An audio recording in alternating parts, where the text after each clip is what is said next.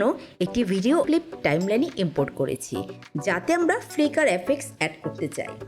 প্রথমে এফেক্টস লাইব্রেরিতে যেতে হবে, তারপর টুলবক্সের নিচে জেনারেটরসের মধ্য থেকে সলিড কালারকে ড্র্যাগ করে ভিডিওর উপরে আনতে হবে। বাই ডিফল্ট এটি ব্ল্যাক বা কালো রঙে হয়ে থাকে। আর এখানে আমি ভিডিও 2 এর নিচে টগল ক্লিক করব, যাতে এই সলিড কালার কিছু সময় হাইড করে নিচের ভিডিও 1 এর ফুটেজ দেখতে পারি। টাইম মার্কারকে জায়গা মতো নিন যেখান থেকে আপনি এফেক্ট শুরু করতে চান। সলিড কালারটি ড্র্যাগ করে সেখান থেকে শুরু করুন। টাইম মার্কারকে জায়গা মতো নিন যেখানে আপনি এফেক্ট শেষ করতে চান। সলিড কালারটি শেষ অংশ ড্র্যাগ করে টাইম মার্কারের সাথে মিলিয়ে দিন। টাইম মার্কারকে সলিড কালারের প্রথমে নিয়ে আসুন এবং স্লাইডার দিয়ে জুম ইন করুন।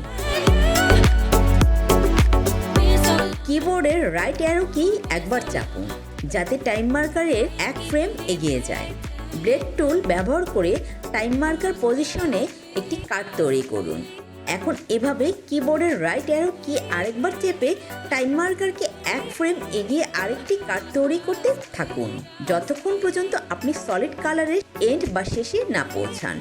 যদি আপনি ভালোভাবে জুম ইন করেন, তাহলে আপনি টাইম মার্কার না নাড়িয়েই কাটগুলি করতে পারবেন।